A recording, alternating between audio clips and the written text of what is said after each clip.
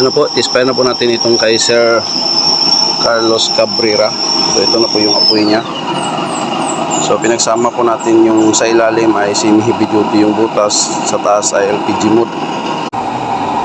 So yung curve natin dyan ay isang curve lang tayo. Ang butas na sa ilalim ay 8. Ang sa 4, ang sa second layer, third layer ay 16. Ang sa top ay 24 horse. Power natin ay nasa kalahati lang po yan. So ito ang intake at ito yung overflowing.